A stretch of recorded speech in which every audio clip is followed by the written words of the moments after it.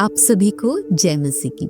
मेरे प्रियो, कई बार हम ऐसी परेशानियों में डूब जाते हैं जो हमारे पुरानी बातों में है, प्राचीन काल की बातें हैं, जिसको हम स्मरण कर करके परेशान होते हैं। शायद हमारी जिंदगी में कुछ अभी तक उस चीज का उपाय ना हो और उस बातों को लेके हम रो रहे हैं, परमेश्वर से मांग रहे हैं कि परमेश्वर अभी तक मेरे इस चीजों का उपाय क्यों नहीं मिला। मेरे प्रियो, आज मैं आपको एक कहानी सुनाऊंगी जो एक लड़की की थी, जो रोज रात को सोने से पहले अपनी जिंदगी के पुराने पन्ने खोल लेती थी। मन में बहुत बातें आती थी कि तेरे साथ कुछ अच्छा नहीं होगा, सब खराब हो चुका है। जो खराब हो गया था उसका दर्द उसके दिल से मानो चिपक गया था।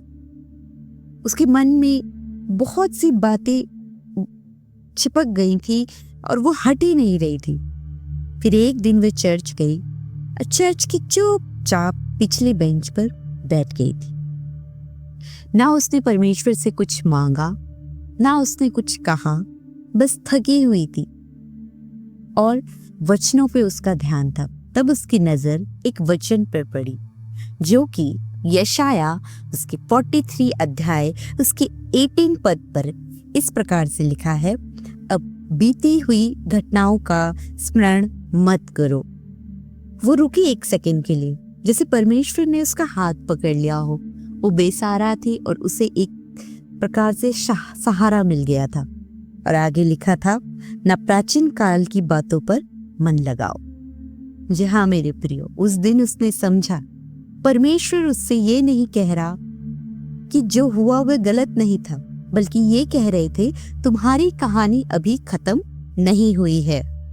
देखो, मैं एक नई बात करता हूं, वह अभी प्रकट होगी। क्या तुम उससे अनजान रहोगे? मैं जंगल में एक मार्ग बनाऊंगा और निर्जल देश में नदियां बहाऊंगा। उसने पहली बार बीते हुए कल को छोड़ना सीखा और आज पर विश्वास रखना सीखा, और वहीं से उसके जीवन में एक नया काम शुरू होने लगा। मेरे प्रियो, शायद ही वचन उस लड़की की तरह आपके लिए है। जो बीत गया है उसको भूल जाएं और अपने परमेश्वर के साथ आगे बढ़े। अपने परमेश्वर के हाथों को थाम लीजिए।